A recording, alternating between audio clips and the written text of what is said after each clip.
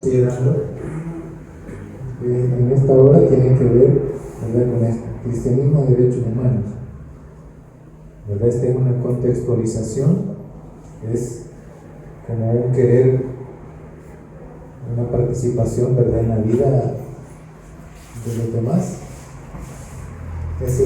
Ten en mente, ¿verdad?, que ese es el tema general que vamos a estar considerando, el cristianismo y derechos humanos. Y hay un texto, ¿verdad?, que es necesario leer. Está Mateo capítulo 25, del 35 al 40. Ese es el texto que vamos a leer. Son un poco los versículos. Cuando lo encuentren, nos ponemos en pie un momento y lo leemos.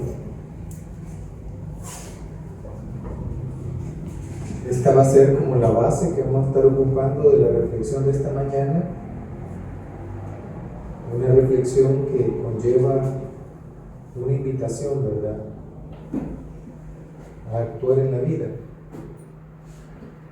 no como personas ajenas a la Escritura, sino desde la misma Biblia, ¿verdad?, que nos hace esa invitación. Entonces dice así la palabra del Señor en el Evangelio de Mateo capítulo 25, versículo 35 al 40, dice así la palabra del Señor: porque tuve hambre y me diste de comer, tuve sed y me diste de beber, fui forastero y me recogiste, estuve desnudo y me cubriste, enfermo y me visitaste, en la cárcel y viniste a mí. Entonces los justos le responderán diciendo: Señor, ¿cuándo te vimos hambriento y te sustentamos, o sedientos y te dimos de beber? ¿Y cuándo te vimos forastero y te recogimos, o desnudo y te cubrimos? ¿O cuándo te vimos enfermo o en la cárcel y vinimos a ti? Respondiendo el rey les dirá: de cierto os digo que en cuanto lo hiciste a uno de estos mis hermanos más pequeños, a mí lo hiciste. Dejamos ahí la palabra y oramos. Gracias, Señor, porque le ha placido este día regalarnos la vida, porque hemos visto y sentido el amanecer. Gracias, Señor, por tus grandes bondades que se derraman día a día hacia toda la humanidad, sobre buenos y malos, porque así es tu corazón, Señor, porque tú eres misericordioso. Así es que te damos toda la gloria y la honra por cuanto usted lo merece. Así que nos rendimos delante de usted. Estar acá, Señor, tiene un significado muy grande para nosotros, porque venimos, Señor, a unirnos a ti por medio de la palabra. Así que esta palabra, este mensaje, esta enseñanza, Señor, que tenemos este día, que sea de mucho provecho.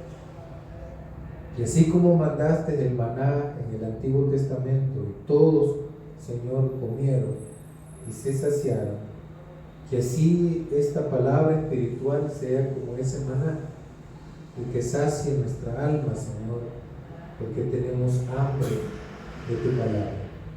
Bendiga entonces este momento, que esta reflexión sea de mucha bendición, que sea lámpara a nuestros pies y lumbrera a nuestro camino. Quedamos, Señor, entonces en sus manos, en su nombre oramos, amén y amén. Bueno, vamos a considerar, ¿verdad?, el contenido de este tema, que tiene que ver cristianismo y derechos humanos, de la siguiente forma. Son tres, ¿verdad?, puntos los que vamos a estar considerando.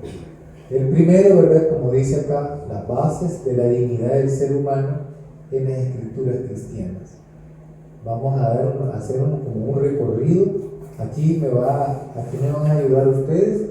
Traigo unos textos bíblicos ahí escritos que yo me los voy a entregar y ustedes me lo van leyendo, ¿verdad? Lo otro es la promoción de los derechos humanos en el cristianismo.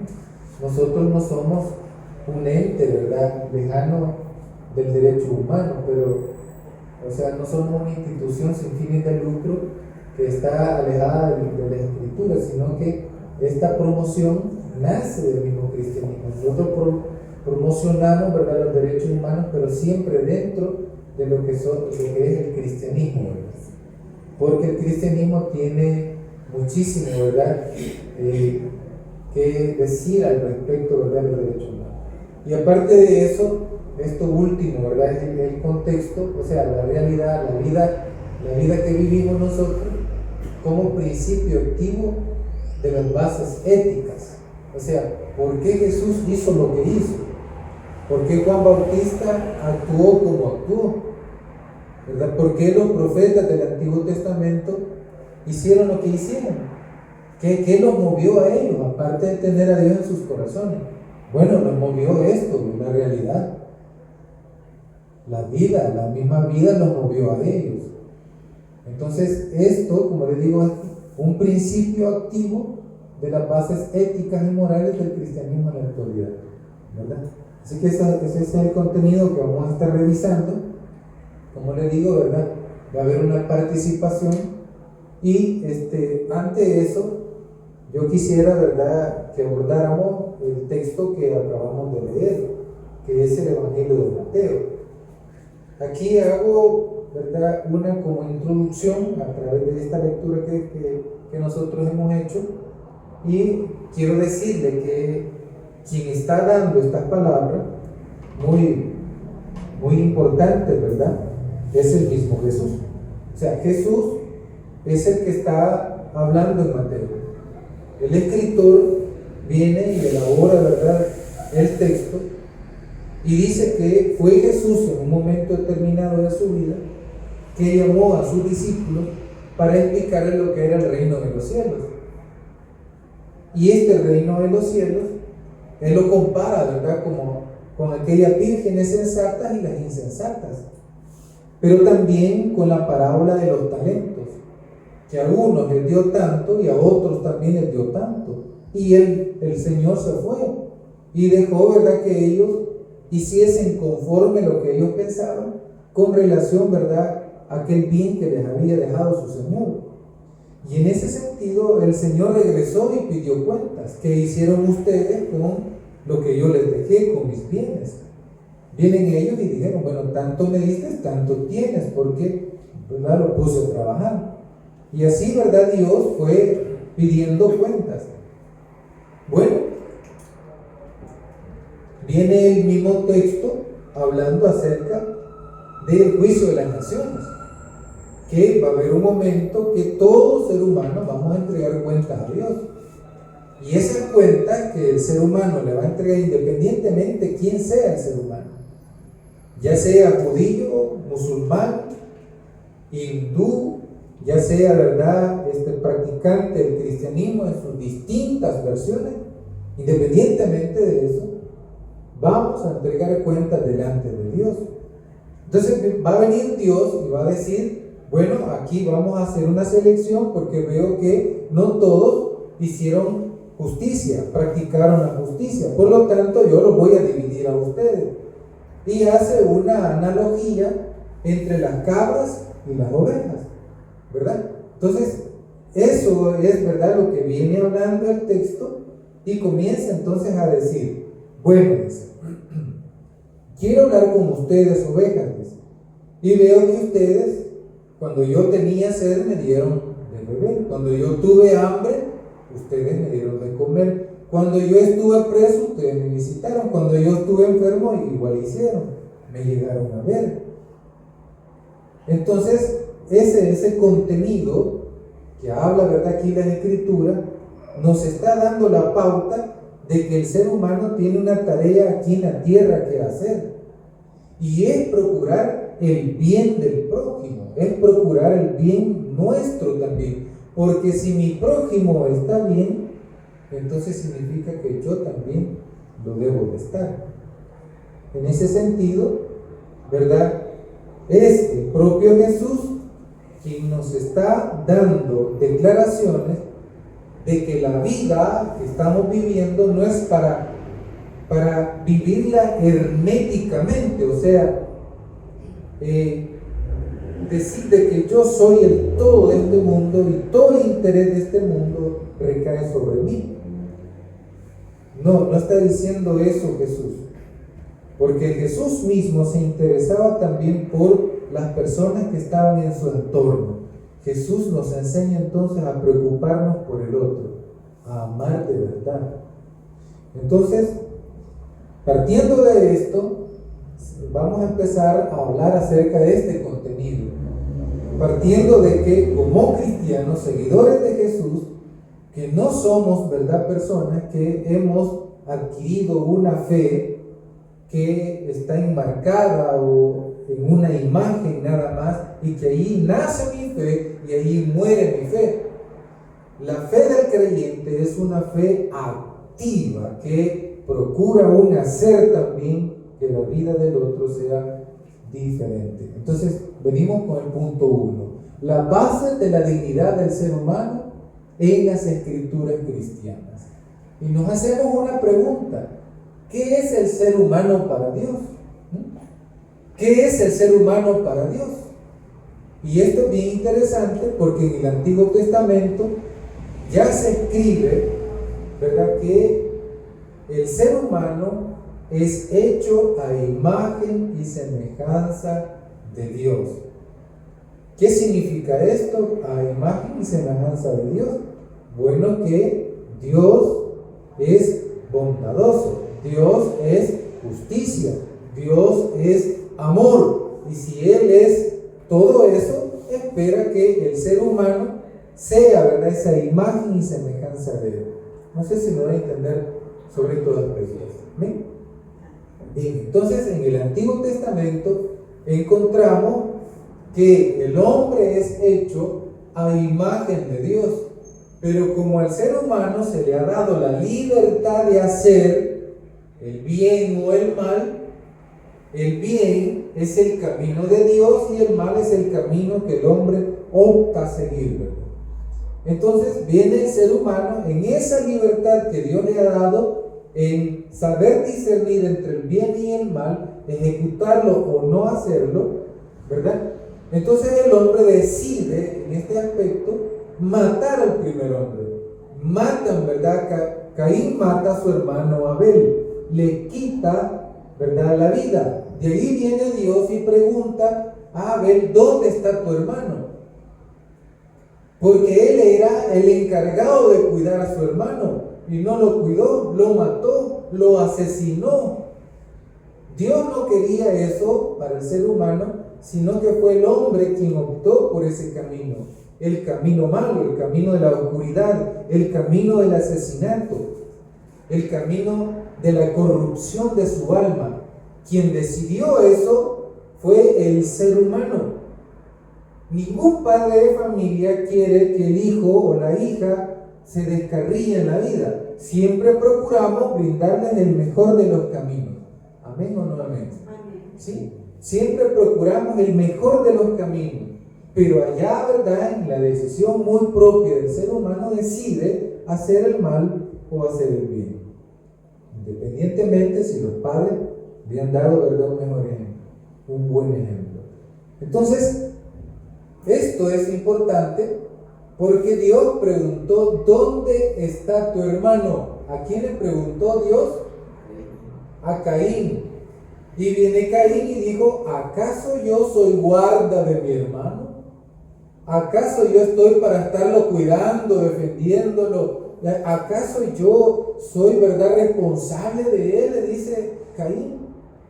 O sea, Dios lo que le dijo: tú eres responsable. Por eso le preguntó: ¿dónde está tu hermano? Fíjese qué interesante esto, porque para Dios el ser humano es la imagen y semejanza de Él, porque Dios ama a su creación, Dios ama al ser humano. Por eso preguntó: ¿dónde está tu hermano? Aquí hay, ¿verdad? En esta frase, ¿dónde está tu hermano?, hay mucho que decir al respecto del amor de Dios para el ser humano. Dios le bendiga, mi hermano.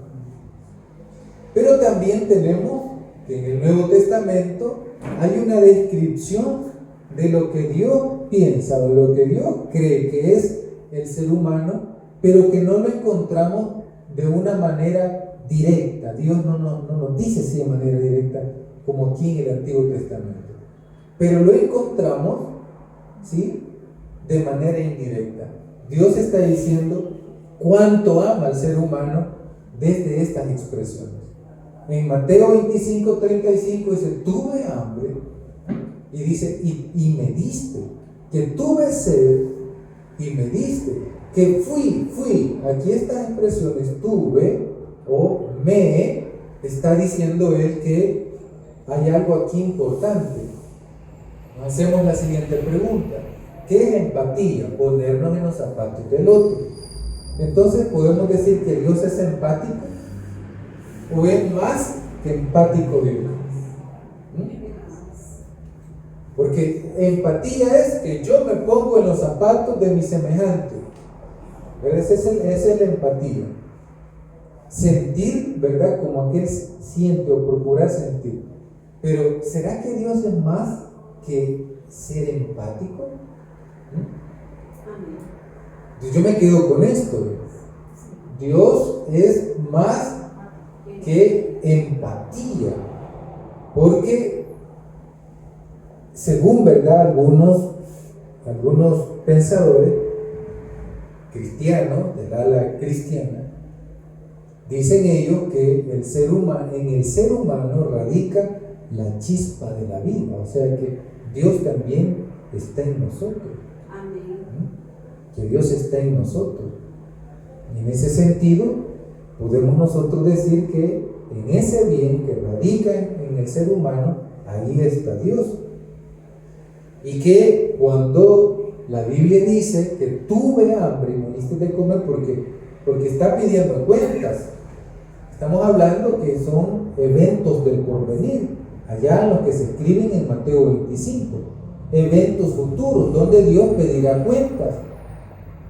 Y allí le dirá al ser humano: ¿qué hiciste con tu vida? Porque tuve hambre y me diste de comer. Pero ¿cómo es eso si yo no vi a Dios? Dice la respuesta: yo no te vi que tuviste hambre, que tuviste desnudo. Entonces, ¿qué significa esto? Mateo 25 está dando a entender de que el sufrimiento del hombre es el sufrimiento de Dios, que la necesidad del hombre es la necesidad de Dios, porque Él habita en el ser humano. Entonces es más que empático, porque no solo se pone en los zapatos de la otra persona, sino que está en los zapatos de la otra persona. Ese es como el profeta.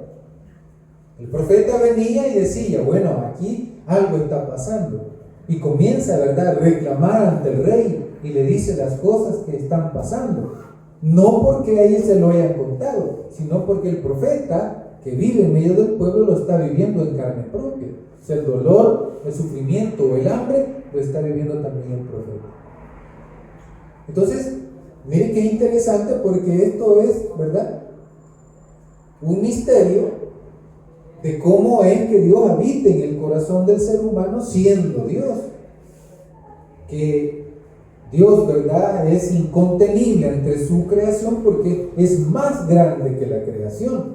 Pero qué interesante es que habita en el corazón del hombre y siente conforme el hombre siente en sus momentos difíciles de existencia. No sé si me doy a entender con esto. Dios, ¿verdad?, también está en el corazón del ser humano, y por eso cuando el escritor dice que tuve hambre y me diste de comer, y aquellos se preguntan: ¿y cuándo te vimos hambriento, desnudo, en la cárcel o enfermo, y nosotros hicimos tal cosa por ti? Entonces viene la respuesta divina y le dice: por cuanto lo hiciste a uno de mis hermanos, a mí me lo hiciste. Entonces acá encontramos que esa base de la dignidad del ser está en las escrituras cristianas. Bien, aquí tengo unos versículos bíblicos y le voy a pedir a uno de ustedes que me lo lea, cualquiera. Este es bien largo, fíjense, pero yo le voy a decir en qué momento va a parar. Aquí cualquiera de ustedes puede leer uno de estos. Me ayudan aquí hermano, ayúdame a repartirlo, por favor. Y usted se queda con uno al final. Estos textos bíblicos han sido, ¿verdad?, seleccionados con el fin de poder. Oh, le sobró uno más. Ah, pues se lo da uno ahí.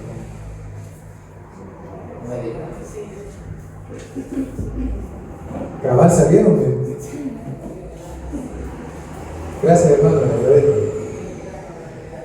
A ver, vamos a escuchar acá el primero, ¿verdad? Vamos a leer la palabra tal como está escrita. En Génesis 1, 26 y 27. Entonces dijo Dios: hagamos el hombre a nuestra imagen, conforme a nuestra semejanza, y señoree en los peces del mar, en las aves de los cielos, y en las bestias toda la tierra, y en todo animal que se arrastre sobre la tierra. Amén, le agradezco. Ahí donde dice, ¿verdad?, hagamos al ser humano, al hombre, a la mujer, a nuestra imagen y semejanza. O sea, el ser humano es la representación de Dios en la tierra. Imagínense qué fuerte es ese mensaje que hay escrito. El ser humano es la representación de Dios en la tierra. Por eso es que fue un pecado muy grande el asesinato, ¿verdad?, de Caín sobre Abel, y que pregunta: ¿dónde está tu hermano? Por cuanto el ser humano es la representación de Dios. O sea, qué duro fue eso, ¿verdad? Saber de que una de la creación de Dios había asesinado a otro, ¿verdad? A ver, hermana, acá. Vale, yo le voy a leer Deuteronomio 23 al 16. Luego que Jehová tu Dios la entregue en tu mano, herirás a todo varón suyo a filo de espada, solamente las mujeres, los niños y los animales, y todo lo que haya en la ciudad, todo su botín tomarás para ti, y comerás del botín de tus enemigos, lo cual es Jehová tu Dios te entregó. Así harás a todas las ciudades que estén muy lejos de ti, que no sean de las ciudades de esta nación, pero de las ciudades de estos pueblos que Jehová tu Dios te da por heredad, ninguna persona dejará comida. Hasta ahí nomás. Ahí sería el 16. Sí, ahí nomás. A ver, aquí. Yo voy a leer Levítico 19:18. No te vengarás ni guardarás rencor a los hijos de tu pueblo, sino amarás a tu prójimo como a ti mismo. Miren, el Antiguo Testamento ya estaba dado, ¿verdad?, lo que en el Nuevo Testamento se vive con Jesús. Amarás a tu prójimo como a ti mismo. Dice. Mire qué interesante, ya estaba el mandamiento. A ver, el otro texto. Santiago 2, del 1 al 9. Yo le voy a decir hasta qué momento voy a parar porque es muy largo. Hermanos míos, que vuestra fe en nuestro glorioso Señor Jesucristo sea sin excepción de personas, porque si en vuestra congregación entra un hombre con anillo de oro y con ropa espléndida, y también entra un pobre con vestido andrajoso, y queréis con agrado al traer ropa espléndida y le decís: siéntate tú aquí en buen lugar, y le decís al pobre: siéntate ahí en pie, o siéntate aquí abajo en estrado. No hacéis distinciones entre vosotros mismos, y venís a ser jueces con malos pensamientos. Hermanos míos amados, oíd: no ha elegido Dios a los pobres de este mundo, para que sean ricos en fe y herederos del reino que ha prometido a los que le aman. Hasta ahí nomás, ahí nomás. Si ustedes le prestaron atención al texto de Santiago, lo que Santiago está rechazando es esa discriminación en las personas, ¿verdad?, más vulnerables, en las personas más pobres, ¿verdad? Porque a Dios no le agrada que nosotros discriminemos a las personas, ¿verdad? Ya sea por sus, de hecho, los derechos humanos tienen que ver con eso, ¿verdad? Que tienen que ver con el hecho de la no discriminación, ya sea por su raza, por su credo religioso o por sus ideas políticas. Entonces, la Biblia, en cierta medida, da también la pauta para que más adelante en la historia puedan concretarse los derechos humanos. La Biblia, hermano, ha aportado muchísimo, ¿verdad?, a que los derechos humanos existan.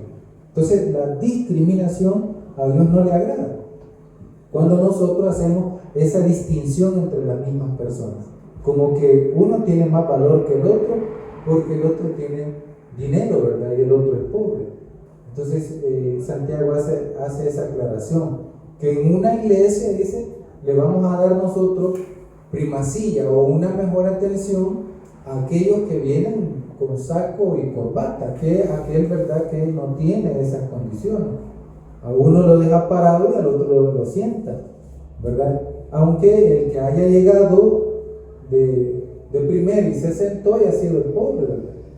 Entonces, la discriminación está bien marcado en las Escrituras y a Dios no le agrada eso. Hay que prestarle mucha atención porque en la vida las personas que están en el poder discriminan muchas veces a aquellos que no tienen ese poder, ¿verdad? A ver, aquí. No carga la Biblia. A ver, présteme su texto, pues. Aquí lo vamos a buscar nosotros. A ver, allá sigamos. Miqueas 6:8. Oh hombre, él te ha declarado que es bueno y que pide Jehová de ti hacer justicia y amar misericordia y humillarte ante tu Dios. Mire qué interesante. ¿Qué pide, dice Dios? Porque en aquellos tiempos, de hecho, el pueblo judío cumplía la ley. Cumplir la ley en aquel momento era diezmar o las ofrendas, ¿verdad? Porque había todo un aparato de ofrendas. Ya estas ofrendas podían ser a través, ¿verdad?, de dinero o a través de frutas o de las cosechas, de animales y así, ¿verdad? Había una serie de ofrendas que se hacían. Y el ser humano, el judío, decía, yo estoy cumpliendo, y así cumplo.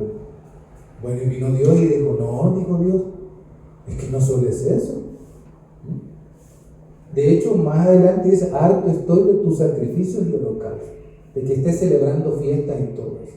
Lo que yo quiero, dice Dios, el mejor ayuno, lo mejor que a mí me agrada, dice Dios, es que hagas justicia. Fíjense. Es que hagamos justicia, que tratemos con dignidad al ser humano, que no lo veamos mal, que procuremos nosotros, ¿verdad?, ver en el otro ser humano a una persona semejante a mí, y lo que yo quisiera que a la otra persona lo hicieran, que eso también me hicieran a mí. Si yo le deseo el mal al otro, bueno, que me hagan el mal también a mí. A ver si ¿verdad?, si nos parece. Ajá. Entonces, mire qué interesante, porque el desprecio del ser humano es repudiado por Dios. A ver, otro texto. Allá. Dios bendiga, en el doctor Hammer 5:24. Y dice, pero que fluye el derecho como las aguas y la justicia como arroyo inagotable. Mire qué bonito. Dice que Dios espera que la justicia corra como las aguas de los ríos. Mire qué bonito. ¿Por qué? Porque encontramos mucha injusticia. ¿Ah? La vez pasada estábamos viendo nosotros una noticia de que un señor agarró un chucho de un puente y lo tiró cuando las aguas estaban bien crecidas, ¿verdad? Al ratito ya estaba enchuchado el hombre y lo llevaron preso, porque hay una ley que protege al chucho, ¿verdad?, y a los gatos, a los animales. Hace poco vimos una noticia, no sé si en Ilopango de un alcalde que ha maltratado, hermano, por sus decisiones, ¿verdad? Y se han dañado un montón de animales y murieron bastantes perritos, murieron varios perritos. Y no se ha culpado a nadie de eso. No, pero que vayan presos como el otro, ¿verdad? Que por haber aventado al chucho, que el chucho salió del río. Ajá. Pero no ha pasado nada de eso, o sea, lo quitaron y estuvo, no hay consecuencias a más de eso. ¿Qué dijeron los que estaban cuidando el lugar, los que descubrieron, ¿verdad? Esa actuación? Dicen que cambiaron todas las pruebas que había. Sacaron a los chuchos más lastimados, ya semi-muertos, y metieron a otros. Ahí a cada rato metían camiones y no dejaban entrar a nadie, ¿verdad? O sea, ahí hay hasta las pruebas que se cambiaron, es un delito. Bueno, ese es el Código Penal lo dice. Entonces, vivimos en un mundo, ¿verdad?, lleno de injusticia, como le digo.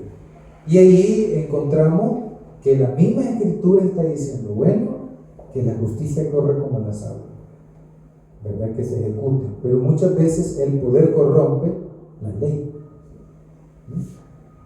Ya los jueces no deciden porque ellos tienen esa autonomía de sí, de actuar porque ellos conocen la ley. Y conforme al conocimiento de la ley y de lo que esta persona entiende de la vida y de los valores, entonces así decide los casos.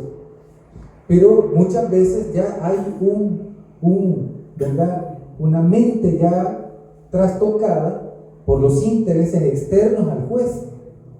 Ya viene, ¿verdad?, un poder externo y le dice, así vas a hacer lo que yo digo. Y ahí se tuerce ya, ¿verdad?, el designio del juez. Entonces, ¿por qué escribe eso el escritor, ¿verdad?, del Antiguo Testamento? Porque sabe que hay corrupción también en lo legal, que no hay justicia de verdad, sino que, hermano, la justicia es condicionada. Unos van a sufrir más que otros. El que tiene el poder se va a librar y el menos indefenso es el que va a sufrir. A ver, otro texto, allá. Voy a leer Mateos del 5, 3 al 12. Y dice, bienaventurados los pobres en espíritu, porque de ellos es el reino de los cielos. Bienaventurados los que lloran, porque ellos recibirán consolación. Bienaventurados los mansos, porque ellos recibirán la tierra por heredad. Bienaventurados los que tienen hambre y sed de justicia, porque ellos serán saciados. Bienaventurados los misericordiosos, porque ellos alcanzarán misericordia. Ahí nomás. Gracias, porque es un poquito largo. Entonces, si usted se da cuenta, es el sermón del monte. Habla de las bienaventuranzas. Dice, bienaventurados los que sufren. Los que tienen hambre un día, ¿verdad?, van a saciarse. Bienaventurados los que buscan la paz, la justicia. Dice la Biblia, buscar primeramente el reino de Dios y su justicia y después todo será añadido. Entonces, ese mensaje, ¿verdad?, de Jesús debe también decirnos algo a nosotros, como creyentes que somos, como seres humanos que somos. Debe de decirnos algo. Entonces, como podemos ver, la base de la dignidad del ser humano está dentro de la Escritura. El deseo de Dios es ese, ¿verdad?, que nosotros procuremos el bien a nuestros semejantes. Allá. A mí me tocó Mateo 7:12 y dice, así que todas las cosas que queráis que los hombres hagan con vosotros, así también haced vosotros con ellos, porque esto es la ley y los profetas. Lo que yo quiera, ¿verdad?, que hagan conmigo, pues yo voy a buscar el bien, por supuesto. No voy a buscar el mal. Lo que yo estoy viendo que le hacen al otro, a mí no me va a gustar que me lo hagan, ¿sí? Entonces mire cómo la misma ley de Dios, el mismo consejo de Dios, nos está diciendo cómo las cosas pueden llegar a mejorar. Si yo vengo como creyente y, hermano, maltrato a mi semejante, ya lo hago, ¿verdad?, con dolo o ¿verdad?, con el deseo de destruir a mi semejante. A mí, por lo menos, no me gustaría que eso me lo hicieran a mí. Entonces, hay que reflexionar hondamente sobre el mensaje de Dios, porque, hermanos, es una realidad que se vive en el mundo, que todo ser humano anda buscando dañar a su semejante. ¿Por qué el ladrón le roba al pobre? Porque en realidad, hermanos, le robamos también al pobre. ¿Por qué le roba al pobre? Entonces encontramos una situación donde de forma directa o indirecta estamos causando un mal a nuestro semejante. Pero el mundo sería diferente. Esto es utópico, por supuesto. Esto es un sueño, soñar un mundo, ¿verdad?, distinto. Es un sueño, pero que no debe de dejarse en abandono.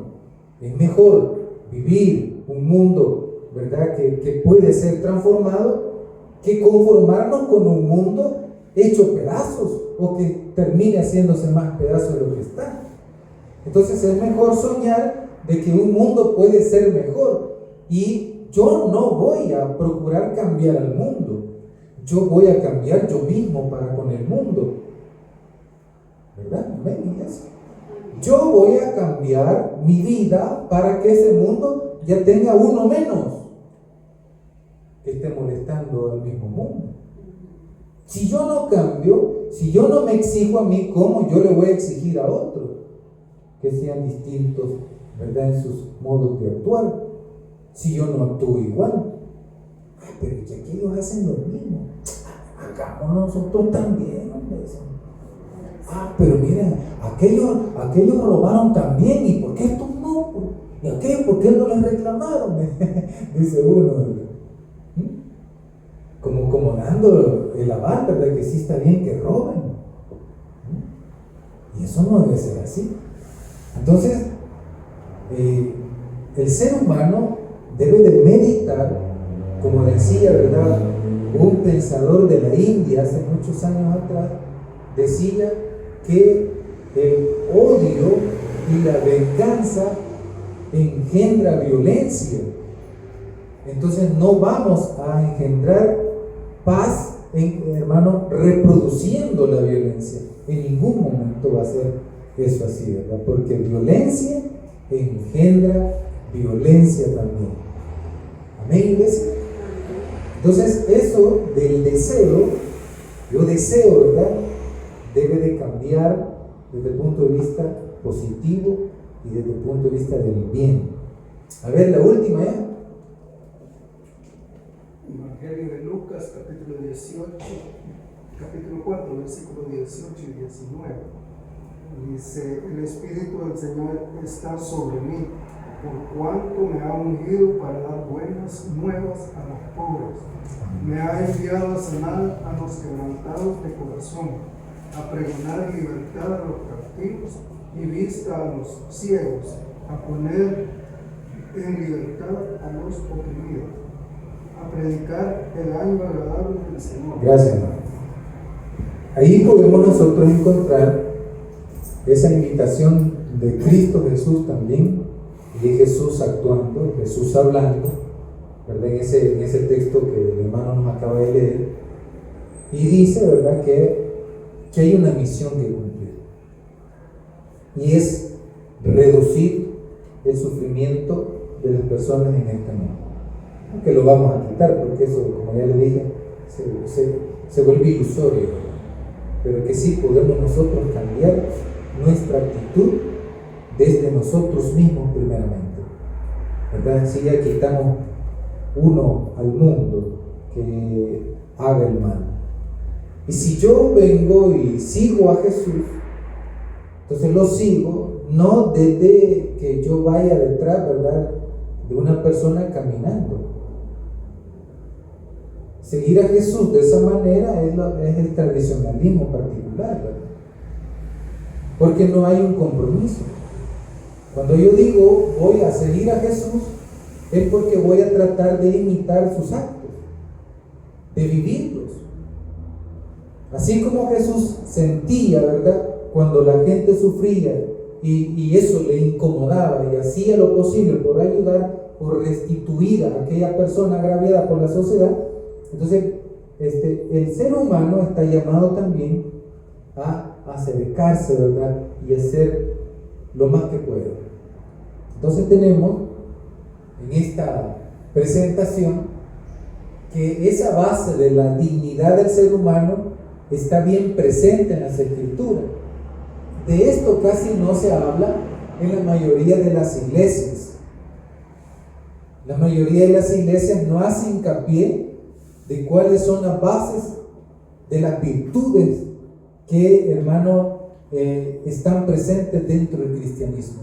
El cristianismo no es, ¿verdad?, nada más una calcomanía que yo me voy a pegar allá en la puerta de mi casa diciendo: aquí hay cristianos evangélicos, ¿verdad?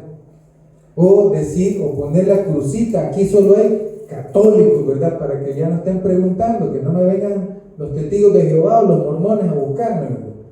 Porque aquí somos católicos, porque aquí somos cristianos evangélicos, porque esta es la denominación donde yo me congrego. Ese es el mensaje que le está dando a los visitantes, ¿verdad? Entonces, no se trata de eso. Se trata de que aquellos valores que yo he adquirido porque sigo a Jesucristo, yo los ponga por obra en un momento. Porque la base es todo esto que hemos visto. Porque Dios ama al ser humano, procura el bien. Y como ya oramos antes del inicio y decíamos en la oración que Dios derrama su lluvia, su sol sobre buenos y malos. Entonces yo no puedo comportarme bien con solo las personas que hacen bien. Yo tengo que hacer el bien a todos, sin distinción. Entonces esto es algo muy elevado que las Escrituras, ¿verdad?, nos comparten. Esa es la base. La misma Escritura nos da esa base. Punto número 2. ¿Qué nos dice, verdad, acerca de lo que el cristianismo es? El cristianismo promociona los derechos humanos. Y ya lo vemos en el Nuevo Testamento. En la práctica de la fe en el interior de la iglesia. Miren, esto es bien delicado, ¿verdad? Porque muchas veces, los que ya tenemos varios años de estar conviviendo dentro de la iglesia, podemos dar fe que los derechos humanos están ausentes dentro de la misma iglesia. Los derechos humanos están ausentes dentro de la misma iglesia, porque hay preferencias. Porque hay un rencor en contra del prójimo. Y eso, hermano, Dios lo conoce. O sea, dentro de la misma organización religiosa hay hermanos que muchas veces no nos apreciamos, nos odiamos, no lo damos a conocer porque hay un lenguaje que nos disfraza, ¿verdad? Y decimos: Dios le bendiga, hermano, Dios le bendiga, hermana. Pero en cierto modo, nosotros no estamos bien, ¿verdad? En relación a mi hermano o mi hermana. Hay cosas que nosotros no decimos, pero sí están en el interior y en el corazón del feligres. Pero vamos también a otra práctica, que es el hecho de la manipulación, hermano, de cierta discriminación. Por ejemplo, dentro de iglesias particulares, por ejemplo, la iglesia tradicional o católica, hay un gran desprecio por la mujer, ¿verdad? La iglesia evangélica o protestante ya rato superó el hecho de que haya mujeres que también puedan ejercer el pastorado. Pero dentro de esa organización, ¿verdad?, tradicional, y otras, por supuesto, también evangélicas, que no permiten ni siquiera, ¿verdad?, que la mujer pueda ser promovida para ser pastor. Por ejemplo, la iglesia bautista, y estoy hablando, ¿verdad?, de la línea de los bautistas del sur, no de los bautistas del norte, sino los bautistas del sur, le niegan a la mujer ese mismo proceso, ¿verdad?, de graduación, donde la van a integrar para que también pueda hacerse cargo de una congregación. Las mujeres no tienen ese acceso. La iglesia católica igual, ¿verdad? Sabemos nosotros que está dominada por hombres y no le dan acceso a mujeres que muchas veces pueden desempeñar también ese oficio, ¿verdad?, del pastoreo. Hay una gran discriminación. O sea, se habla de la Virgen María y todo, pero ya en la práctica se olvidan totalmente de la mujer. Y como le digo, hay personas que vienen con esa vocación en la vida, de, hermano, tener a una grey y sostenerla. Entonces, lo que quiero decir con esto, ¿verdad?, es que dentro de la iglesia, si no se superan esos males que se están ejerciendo, entonces difícilmente se puede hablar hacia afuera acerca de los derechos humanos, ¿verdad? ¿Amén? Entonces, esto es como aquel dicho, ¿verdad? Candil de la calle, oscuridad de la casa. Entonces, es bien importante que nosotros podamos hacer una autocrítica ante esto, ¿verdad? Porque si yo quiero promover los derechos o aquellos valores cristianos, que de esa manera promocionamos los derechos humanos, porque no está alejado, los derechos humanos no están alejados de los principios y valores que el cristianismo ejerce en la vida. No, ¿por qué? Porque ya lo vimos en todas las escrituras. Allá se pide justicia social en el Antiguo Testamento por medio del profeta. Jesús pide, ¿verdad?, que se reivindique la dignidad humana a través de aquellos que están presos, y dice: visítenlos. Aquellos que están, ¿verdad?, en una situación de enfermedad, visítenlos también. Acompáñenlos en su momento de sufrimiento. Hace poco, un hermano que es uno de mis alumnos en el seminario, se le murió la mamá, pero él con todos sus hermanos estuvieron bien atentos en todo el proceso de la enfermedad de la mamá. Le dio cáncer, ¿verdad?, invasivo en su intestino. Entonces todos estuvieron unidos y procurando, ¿verdad?, el bien para la mamá. Pero muchas veces eso, ¿verdad?, que debe de hacerse en vida, algunas personas quieren hacerlo ya cuando las personas han fallecido, y le compran grandes flores, y ahí se las lleva, pero cuando ya está muerta la persona. ¿Sí? Entonces eso no debe de ser así. Entonces la palabra de Dios nos anima a nosotros a reflexionar, porque debe ser en vida. La palabra de Dios dice: y tuve hambre y me diste. ¿Y ha muerto para qué? ¿Verdad? Porque estuve desnudo y me cubriste. ¿Qué implican estas cosas? Vayamos al texto de Mateo nuevamente, capítulo 25, versículo 35. Vamos a hacer el desglose. Porque tuve hambre, el hambre mata. El hambre mata. Pero dice la Escritura: y me diste de comer. ¿Qué otra cosa mata? La sed. Cuando no tenemos agua. ¿No le ha pasado a usted tener una sed grande?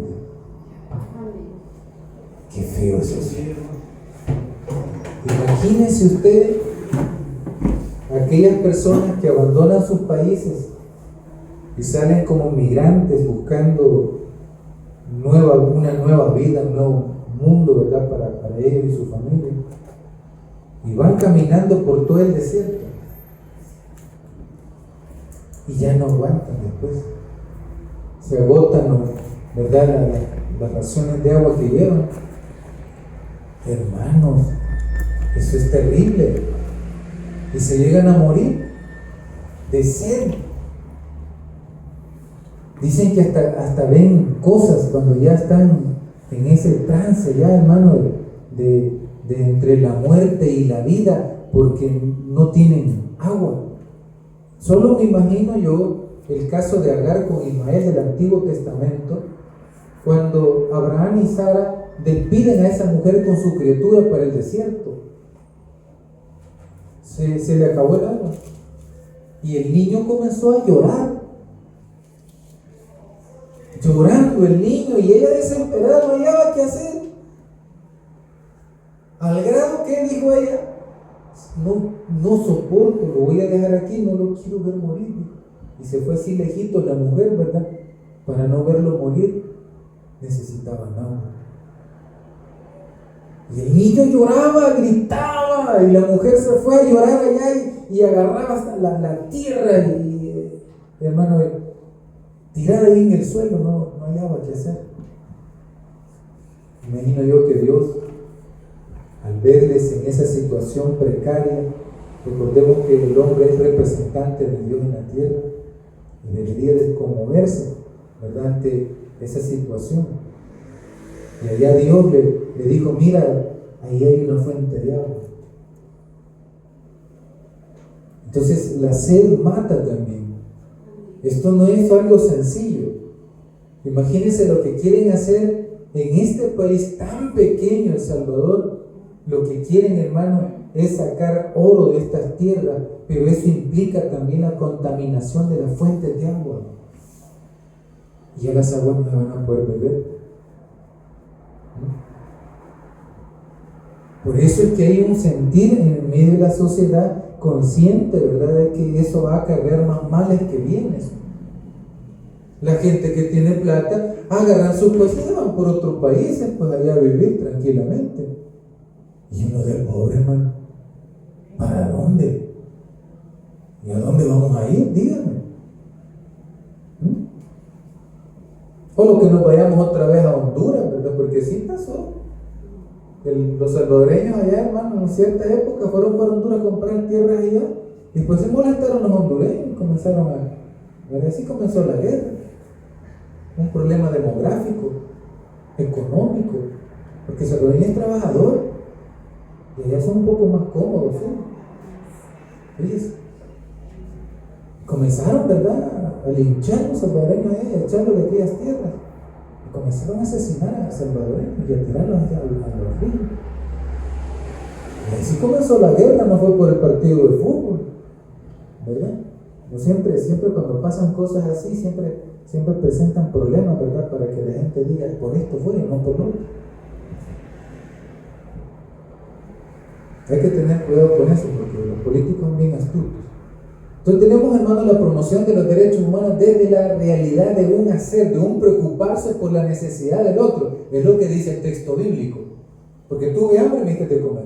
Porque tuve sed, me diste de beber. ¿Qué más dice la Escritura? Aparte de la sed, dice, porque me diste de beber. Fui forastero y me recogiste. Bueno, de forastero, un migrante. Miren, el pueblo sirio, palestinos, los del Congo, países africanos, han muerto miles de hermanos. Hay matanzas tan crueles, increíbles, hermano. Entonces tienen que emigrar. Rusia dice, vamos a bombardear tal lugar. Y no solo están peleando, hermano, con soldados contra soldados. Ahí son, si bien es cierto, hay ejército, pero también está la población civil. Y mandan, ¿verdad? Y tiran papeles con aviones, sálganse de sus lugares porque vamos a atacar. Y sale la gente, ¿no?, con sus bolsones, con sus valijas, ¿verdad?, caminando a saber hasta dónde. Como le digo, lo más pudiente pagan su pasaje en avión y se van. Y el que no tiene para eso, ahí anda abordando su busito. Si es que hay, si no, caminando así como los palestinos, ¿verdad?, miles de kilómetros hasta llegar a ciertos lugares de resguardo, o cientos de kilómetros.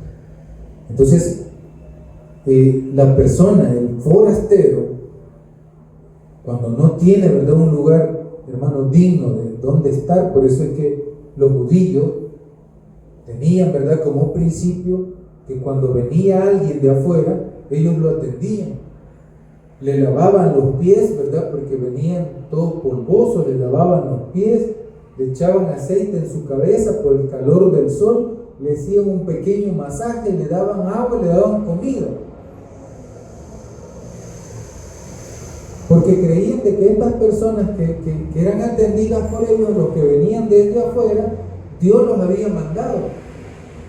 Por eso había que cuidar al inmigrante. Y hoy el migrante o inmigrante, por ejemplo, en Estados Unidos, hermano, está pasando una situación bien difícil. Que hay una gran cantidad de personas que no tienen sus documentos legales, que se fueron mojados, pues. Y qué terrible es para una persona vivir en un mundo que no es el suyo y que explotan su fuerza laboral también, que no le pagan igual que a uno que tiene sus documentos legales.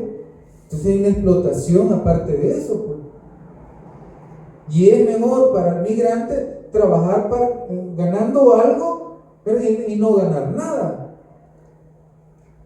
Entonces están escondiendo como que si fueran delincuentes, ladrones. Y eso, hermano, crea, ¿verdad?, una inconformidad. La persona muere en vida, porque no puede salir libremente, porque le coartan, ¿verdad?, su libertad de desplazamiento. Ahí hay derechos humanos que son vulnerados también. Entonces Dios dice, bueno, el forastero, aquellos que no tienen, ¿verdad?, no están en sus propias tierras, sino que han salido por A o B motivo, ¿verdad?, hermano, ya sea por persecuciones u otras situaciones, ¿verdad?, que están en la vida. Entonces, esta persona puede morir en vida también, pero cuando se le da alojamiento y se le trata, hermano, con una forma digna, entonces a Dios también le agrada eso. ¿Qué más dice la Escritura? Que fui forastero y me recogiste. Mira, esto mata también, hermano. Mucha gente muere, ¿verdad?, porque no está en su propio territorio. Versículo 36, tuve desnudo y me cubriste. ¿Por qué dice desnudo? Bueno, porque hay partes en el mundo que si usted no se abriga se muere del frío. Aquí en esta localidad, Santa Tecla, La Libertad,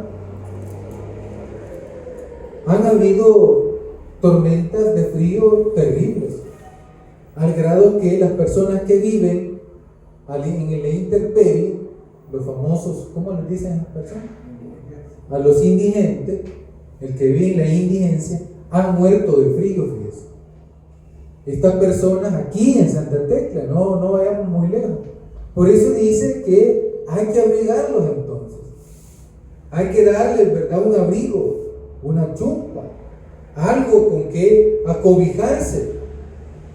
Entonces, si no tiene un techo digno, esta persona anda, hermano, ¿verdad?, su vida atenta, ¿verdad?, contra ese problema climático. Entonces, por eso es que dice que si estuvo desnudo me cubriste, enfermo me visitaste, en la cárcel le veniste.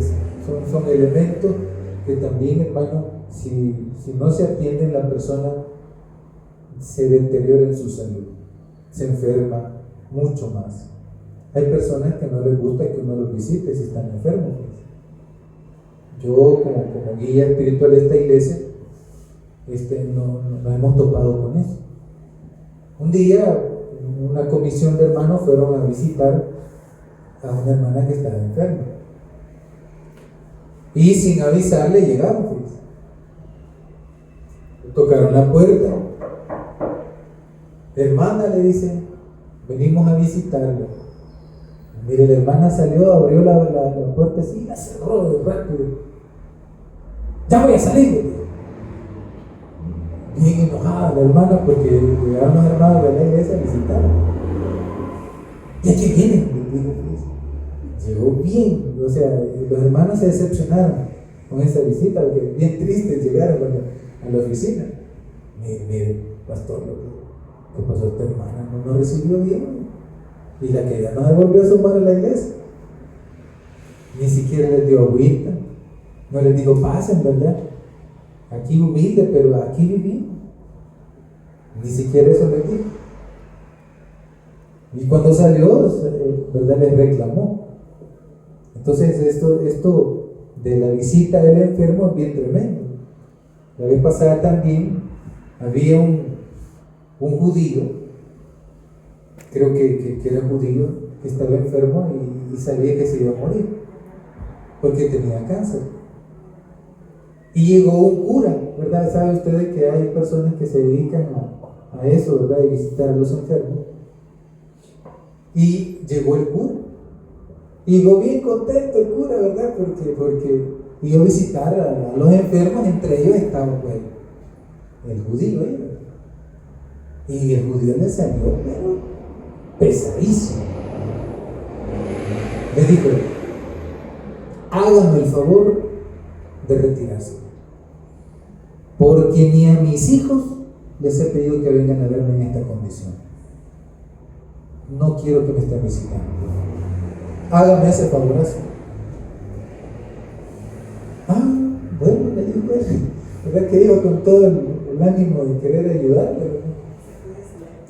No, hombre, dijo él, qué feo. Y se sintió mal y hasta ganas de renunciar tenía ya de estar ahí en el hospital. Ya después lo aconsejaron, que fue muy imprudente, ¿verdad? Porque quieren hacer las veces como de psicólogo o algo por el estilo. Y uno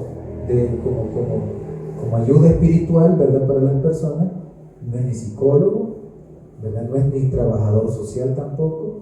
Entonces uno tiene que identificarse, porque el cura había ya hasta con una bata como que era médico, ¿verdad? Entonces hay que definir quiénes somos realmente. Entonces, pero como les digo, hay personas que no necesariamente se van a cerrar una visita, ¿verdad? Que uno puede hacer cuando ellos están enfermos. Hay personas que son muy abiertos y así debemos ser todos, ¿verdad? Entonces, esto es bien importante porque tiene que ver con la promoción de los derechos humanos. En la práctica estamos promocionando los derechos humanos. ¿Amén? ¿Amén, iglesia? En la práctica, cuando yo, hermano, hago la obra de Dios, no solo la obra de Dios no vuelve a orar.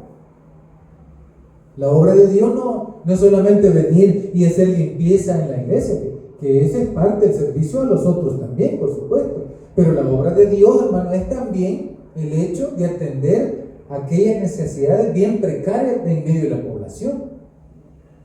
Amén, iglesia. Amén. Cuando un familiar está enfermo, yo debo de atenderlo. Miren, ¿por qué no viene el hermano Enrique? Porque a la esposa tuvo un accidente y le quebró la rodilla. No sé cómo fue, dice que cayó así de rodillas, cayó la hermana y un ladito, ¿verdad? Recibió el mayor peso. Y ahí ya no la pudo levantar. Entonces él está atendiendo, ¿verdad? Su ser querido, su ser amado. Y está sirviendo ¿a quién? A Dios también. Entonces la invitación de Dios, ¿verdad? Va en esa vía. No podemos, la promoción se hace desde la práctica de la fe. Y por último tenemos, ¿verdad? El contexto. ¿Qué es lo que activa aquellos elementos esenciales para la práctica de mis valores como cristiano? ¿Qué es lo que a mí me activa? Bueno, las necesidades. Porque Jesús dijo, bueno, vayan a ver ustedes que le compran a la gente, miren pues cómo estamos aquí. Y ahí dijeron ellos, bueno, vamos pues, y comienzan a buscar si tienen suficiente dinero para ir a comprar, porque había mucha gente que seguía a Jesús. Entonces, ¿pero qué movió a Jesús decirle eso? Que veía que la gente tenía hambre, pues. Tenía días de estar siguiendo a Jesús y la gente tenía hambre. Pero en medio de la gente había otros que llevaban raciones.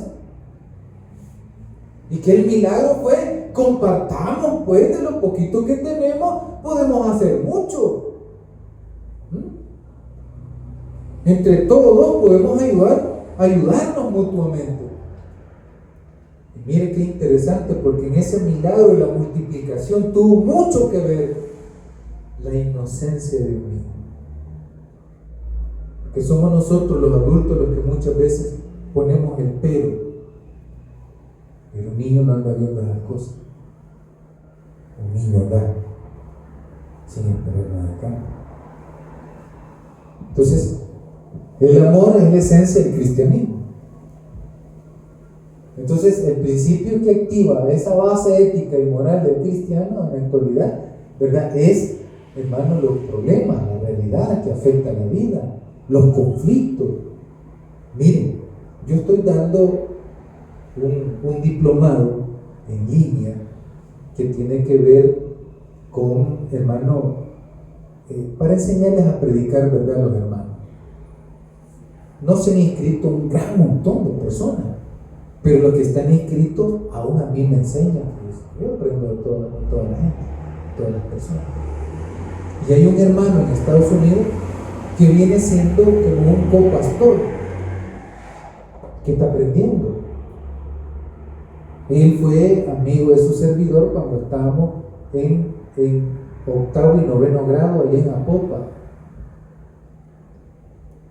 Y él me estaba contando que allá en las iglesias de Estados Unidos hoy les están poniendo candados a la iglesia para que no se metan, ¿verdad?, a buscar personas indocumentadas adentro de la iglesia.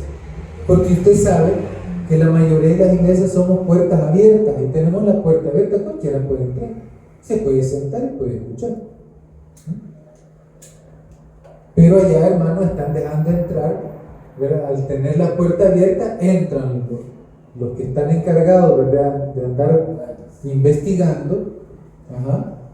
investigando, quiénes son o no son indocumentados.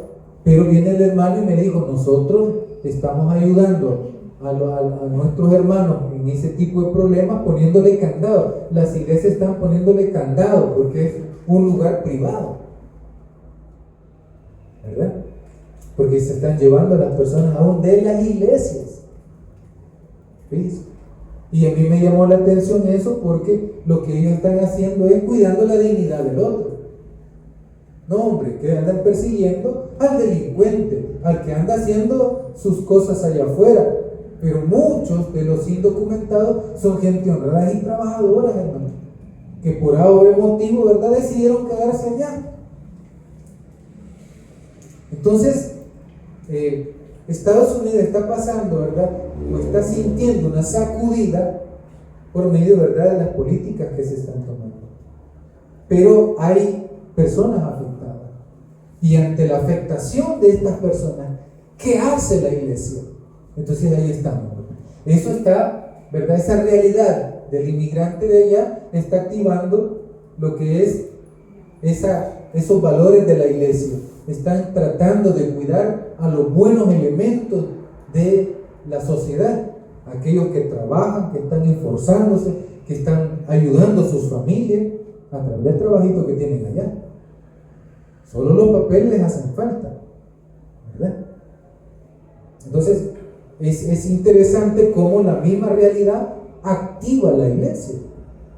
Por ejemplo, aquí en El Salvador, uno de los grandes conflictos que se están teniendo es, ¿verdad?, la explotación minera. Ese es un conflicto, hermano, que ha sacudido a toda la sociedad, y más del 60% de las personas que han sido encuestadas están en contra, ¿verdad?, de la cuestión de la minería. Entonces, ¿pero qué hizo eso? Que la iglesia también pudiese decir algo.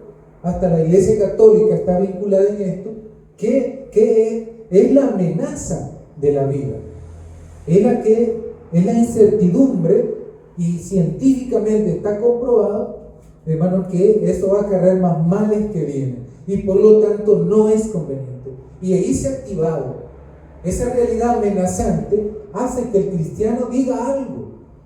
El cristiano no todo el tiempo se va a quedar, hermano, callado, sino que va a llegar un momento que la misma realidad lo va a mover.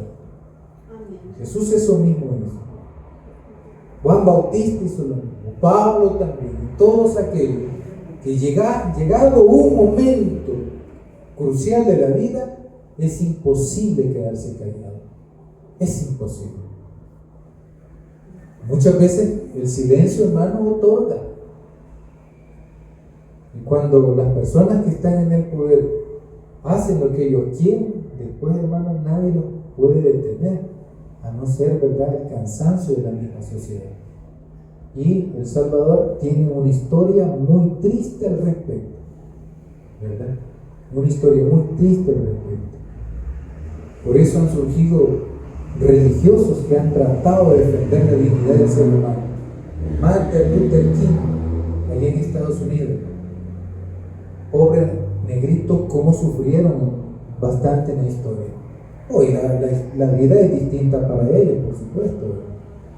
Hoy ellos se han vuelto, no todos, por supuesto, pero muchos de ellos hasta maltratan a latinos, lo discriminan, cosas que hicieron con ellos en un momento determinado, ¿verdad? Entonces, pero el latino también sufre, solo por ser latino, solo por no hablar inglés. Hay un gran desprecio, cosas que la Biblia rechaza. El desprecio del ser humano es rechazado por la Biblia. Que no nos olvidemos de esto, hermano. Si tenemos la oportunidad, ¿verdad?, de hacer esa obra de Dios, ¿verdad?, en medio de la sociedad, hagamos. No es una cuestión política la que hacemos, es parte de la naturaleza del ser creyente. Ya lo hemos visto en muchos pasajes, varios pasajes, ¿verdad? Dios quiere que nosotros seamos sensibles también ante la vida, que seamos creyentes de veras y no del diente al labio. Dios quiere que seamos creyentes de verdad, que practiquemos la fe, que la vivamos aquí en la iglesia y fuera de ella. Dios quiere eso. Y qué bonito va a ser. Repito esto que lo he repetido en muchos cultos. Qué bonito va a ser. Porque el día de mañana se va a acercar Dios ante toda la humanidad y le va a decir a usted: yo te di muchas virtudes, te enseñé cómo hacerlo, cómo vivirlo, mandé a mi hijo también a morir ahí en la cruz por ustedes. ¿Qué hicieron con su vida? Y ahí va a ser el silencio o algo que tenemos que argumentar. Porque si no hay nada que argumentar, entonces va a ser un silencio infernal.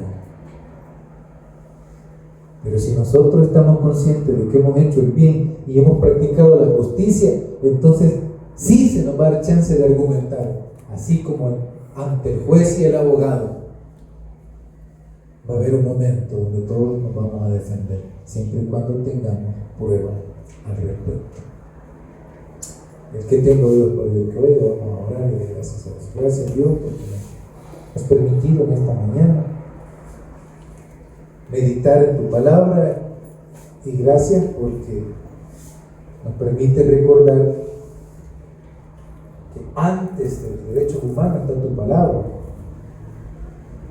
y que ese mandamiento que tú nos das con tantos ejemplos nos permite, Señor, tener claridad de nuestro compromiso con la vida. Si en algo hemos fallado, Señor, y hemos tratado injustamente a nuestros amigos, familiares, personas ajenas a nuestro círculo familiar, te pedimos, Señor, que nos ayudes a mejorar esas relaciones. No porque, Señor, nosotros seamos inconscientes de estas cosas, sino porque nos queda claro por medio de la palabra que, Señor, a ti te agrada lo justo, lo verdadero.